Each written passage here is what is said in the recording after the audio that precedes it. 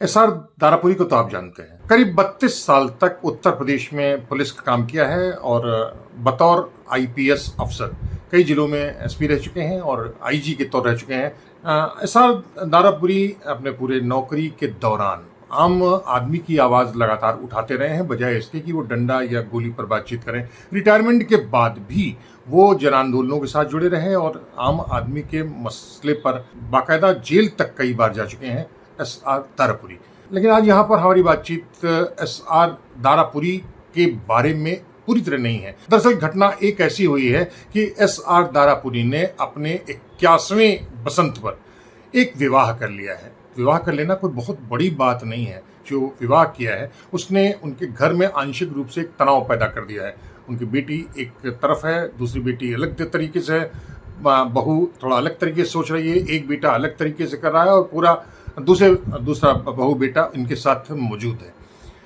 ये भी बहुत समस्या नहीं है। समस्या यहाँ खड़ी हो रही है कि एसआर दारापुरी ने जो विवाह किया है वो अपनी उम्र से आधे उम्र की लड़की के साथ किया है। यहाँ सवाल उठ जाते हैं। एसआर दारापुरी हमारे साथ मौजूद हैं। हाँ, सीधे बातचीत कर लेते हैं एसआर दारापुरी से। दारापुरी जी, जरा बताइए कि उम्र आपकी 81 साल हो गई है। विवाह विदेशों में बहुत होता रहा है, लेकिन जरा भारत में बहुत कम होता रहा है। और मान्यता ये मानी जाती है कि इस उम्र में जब आदमी कब्र पे पैर लटका लेता है, उस वक्त पे आप रोमांस करने जा रहे हैं, तो एक अजीब सा संशय और एक अजीब सा मजाक की स्थिति हो जाती है। हमारे लिए वो एक विषय है, हास्य का मुद्दा नहीं है। लेकिन हम आपसे जानना चाहते हैं कि आपने जो फैसला किया है अभी 3 दिन पहले, एक लड़की से शादी कर ली है, वो भी अपनी उम्र की आधी से भी कम की उम्र है, 40 साल। क्या आपको लगता है कि एक रोमांस है या एक एडजस्टमेंट है या एक मैसेज देना चाहते हैं? ये क्या है दारापुरी जी? देखिए, ये जो है रोमांस तो बिल्कुल नहीं है, क्योंकि ये उम्र नहीं है और मेरे सामने ऐसा कोई मौका भी नहीं था। इसका जो इसके मूल आधार है, इसका कारण है, वो ये है कि मेरी इस उम्र में अब पहुंचकर जो है मैंने ये महसूस किया कि मुझे एक साथी की ज़रूरत है, मुझे एक हेल्पर की ज़रूरत है जो साइकोलॉजिकली अदरवाइज मेरा साथ दे। क्योंकि मेरे घर में परिस्थिति ये है कि छोटा बहू और बेटी वो कनाडा जा रहे हैं, बड़ा बहू और बेटी जो है वो दूसरी जगह रहते हैं, तो मैं लगभग I am left all alone. तो ऐसी परिस्थिति में, जबकि आप जानते हैं कि मैं सोशल सेक्टर में, पॉलिटिकल सेक्टर में बहुत एक्टिव रहा हूँ, तो मैं उस एक्टिविटी को आगे उसी तरह से कंटिन्यू करना चाहता हूँ। पर आप जानते हैं उम्र के साथ और कुछ छोटी मोटी बीमारियों के कारण आदमी का फिजिकल जो साइड है वो कमज़ोर हो जाती है। तो वो उम्र के साथ मुझे भी हुआ है, मुझे ये मानने में कोई मतलब ऐसी बात नहीं। तो इस सब को सामने रख के मैंने कुछ समय से, मेरी जो पहली पत्नी थी उनका 6 जनवरी 2021 को उनका निधन हो गया था। उसके बाद मेरे मन में कभी ऐसी ज़रूरत महसूस नहीं, पर जब मुझे पार्किंसन की, जो आप जानते हैं, बीमारी का मेरे पे अटैक हुआ, जिसमें हाथ हिलता है, पैर हिलता है, आदमी का फिजिकल स्टेमिना कम हो जाता है, तो उसमें मैंने महसूस किया कि भाई हो सकता है ये बीमारी और बढ़ जाए। जबकि मैं अभी अपना जो बाकी मेरा जीवन बचा है उसमें वो सब काम करना चाहता हूँ जो अभी करने के लिए बाकी है, सामाजिक तौर पर करने के लिए, राजनीतिक तौर पर करने के लिए। तो उसके लिए ये ज़रूरी है कि जब मेरी फिजिकल कंडीशन नेचुरली डिटीरियोरेट हो रही है, तो I need somebody to help me, I need somebody to support me psychologically otherwise. तो मैंने जो है, मेरे मन में विचार आया कि मैं कोई ऐसा साथी क्यों ना ढूंढूं। उसके लिए मैंने कुछ जान पहचान के लोग हैं, उनको बताया, काफ़ी ऑफर आए, पर मैं उनको एक्सेप्ट नहीं कर सका। उसका मुख्य कारण ये था कि मैं ये चाहता था कि मैं ऐसे शख्स से मतलब उसको बनाऊं जिसमें मुझे फुल कॉन्फिडेंस हो।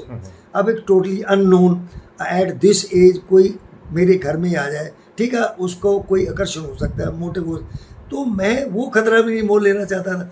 तो मैं इस तलाश में था कि मुझे कोई ऐसा व्यक्ति मिले जिसमें प्रथम दृष्टया, कल को क्या होता है मैंने कहा, मेरा कॉन्फिडेंस उसमें हो कि मुझे ये हो कि वो मेरे साथ किसी प्रकार का कोई गलत नहीं होगा। यहाँ सवाल दूसरे भी आ जाते हैं। आपने कहा कि ये रोमांस की स्थिति नहीं है, तो फिर एक हम दासी के तौर पर रह रहे हैं या एक कृत दासी तो नहीं हो सकता है, एक ऐसे सहयोगी के तौर पे करें। लेकिन जो सहयोगी हो गया वो किस शर्तों पर होगा, वो पूरी तरीके से पूरा जीवन आपके प्रति समर्पित कर देगा और आप उसका इस्तेमाल करेंगे। जी। ये किसको किस तरीके देखते हैं आप? देखिए ऐसा है, वो बिल्कुल क्रीदास नहीं है। मैं फेमिनिस्ट भी एक तरीके से हूँ, महिलाओं के अधिकारों के लिए मैंने मतलब मैं लड़ा हूँ और आज भी लड़ता हूँ। मेरा ये रहा कि जो भी मेरे साथ आए वो मेरे को अंडरस्टैंड करे, और दूसरा ये है कि वो एज इक्वल आए।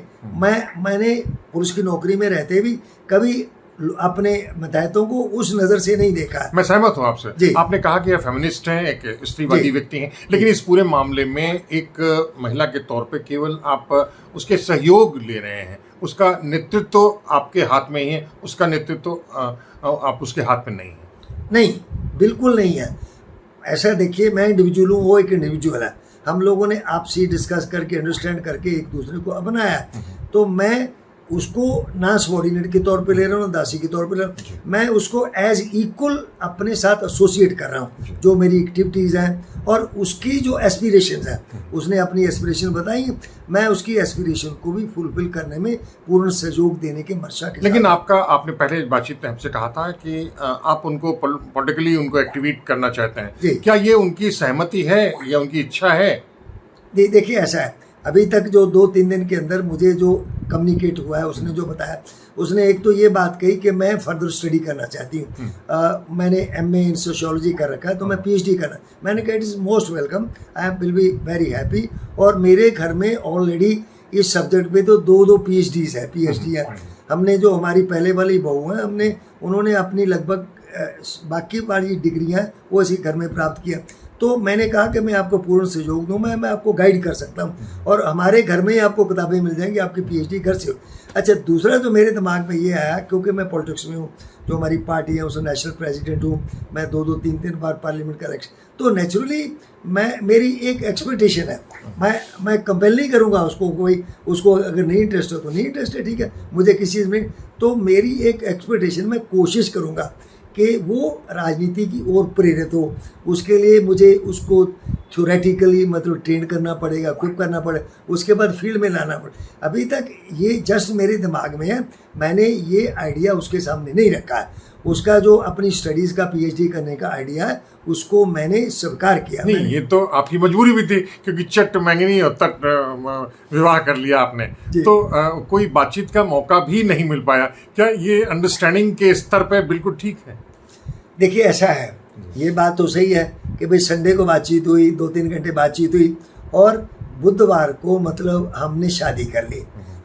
मेरा ये था कि भाई अगर कोई बात बनती है तो हम उसको बहुत डिले नहीं करेंगे। आप जानते हैं, कोई आजू की बात लाएगा, कोई बात लाएगा, कोई बात लाएगा।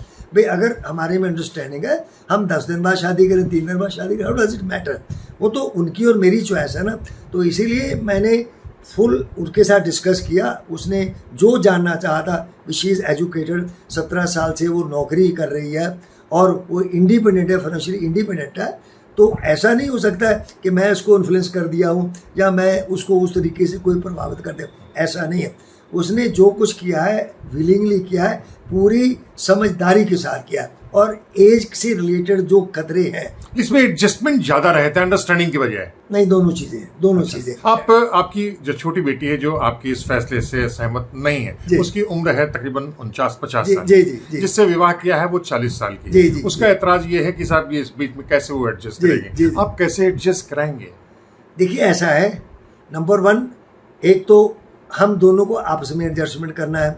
नंबर 2, जो उनकी बात है, they are married, they are settle, they are in service, उनका अपना परिवार है, वो है, तो वो उन पे है कि वो उसको सेकंड के रूप में कहाँ तक स्वीकार करते हैं।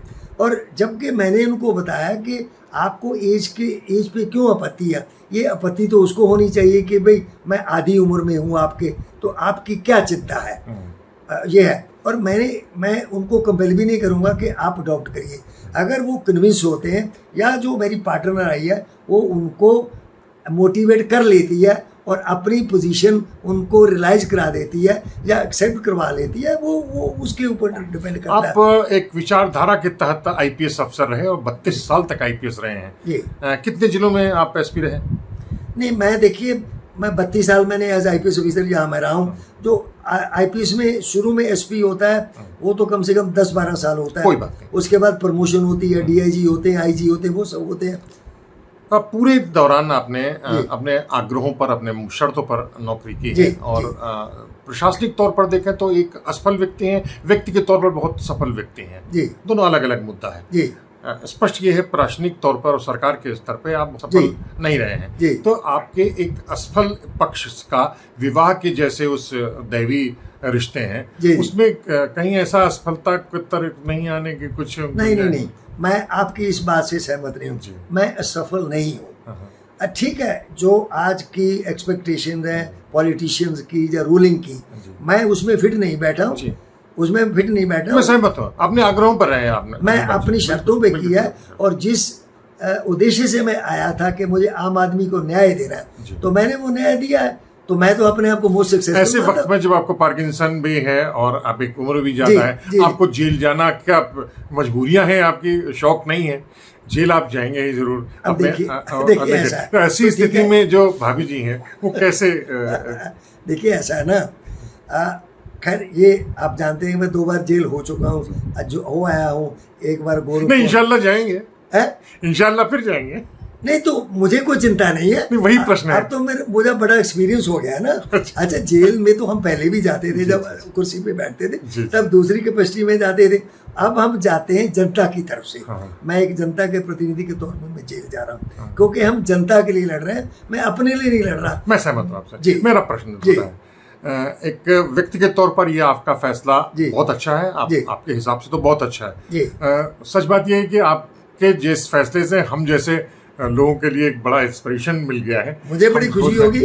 हाँ, क्योंकि मैं भी 20 साल से तो 20 साल से मैं खुद एकांत जीवन में रह रहा हूँ, तो ऐसी स्थिति मैं वो खोजूं ना खोजूं ये अलग मुद्दा है, लेकिन आपने लोगों के लिए प्रकाश पुंज बन गए, प्रकाश स्तंभ बन गए हैं, लाइट हाउस हो गए, इसकी अलग बात है। लेकिन मैं जानना चाहता हूँ कि जो फैसला आपने किया है एक पूर्व IPS के तौर पर, एक नौकरशाह के तौर पर, टोपी क्रेट की तरीके से, सामान्य तौर पर आपकी उस जो राष्ट्रीय सेवाएं हैं, IAS या IPS की सेवाएं हैं, उनमें लोग इस तरीके के फैसले लेने से उत्सुक रहते हैं या उसको दबाते हैं?